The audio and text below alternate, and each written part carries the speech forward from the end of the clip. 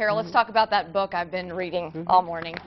Some people just are not good at relationships. They seem to be really good at attracting the wrong type of people. And this morning, we're talking with someone who knows all about that, but she was able to stop the unhealthy cycle. In her new book, What Now?, author Patty Bialak shows you how to embrace single life, and she realizes she might be better off alone after 3 failed marriages. So here to tell us all about her memoir is Patty Bialak right now. Hi. This is a great book, by the way, but it's wow, jaw-dropping when you start to read how your childhood was so sad. I mean, your mom and your father were married 3 times to each other. I think it might even be 4. Really? Possibly, I lost count. And I don't want it to sound like a depressing book because a lot of sad things happen to you. There's a lot of funny moments, and really, Patty, did you really just do that? But and I honestly, I thought we had hit turnaround number 3, and then oh no, she met another man, and and yeah, he was even worse than the one before. So tell us why. I mean, how hard is it to put all this out there, first of all, and why do you want to do that? Because I know when you go through something like this, it's got to be embarrassing at one point in your life.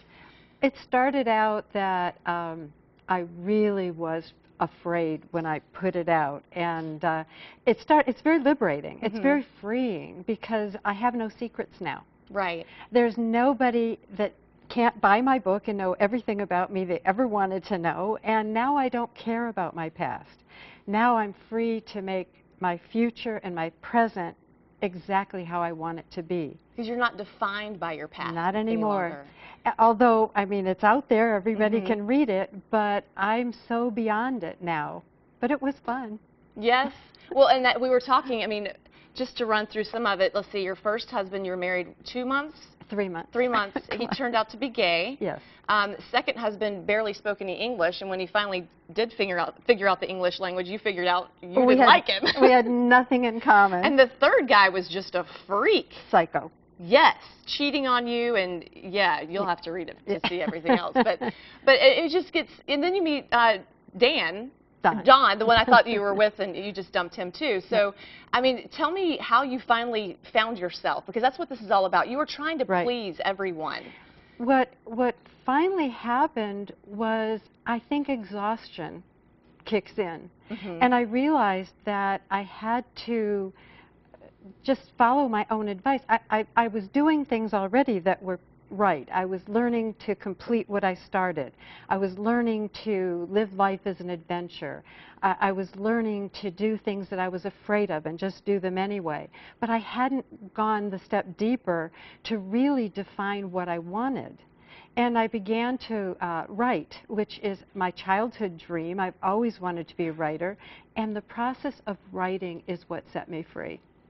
By setting it down, and the editing process of reading my book 40 or 50 times and editing it, it was like aversion therapy.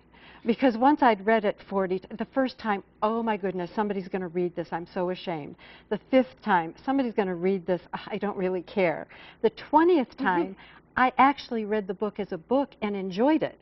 It is enjoyable, that's for sure. But it took me at least 20 times reading it before I read it as a story. So where are you now? You're not going to get married a 4th time, are you? No, okay. No. What I am now is I have a good life, I date, I have a boyfriend, but neither one of us wants to get married.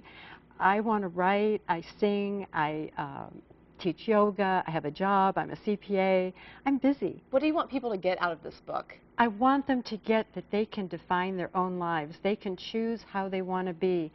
Stop listening to people telling you what you should be. I heard all my life, so who are you seeing? So is it serious? So are you getting married? And I spent my life trying to please all of those people who wanted me to be married in a perfect relationship.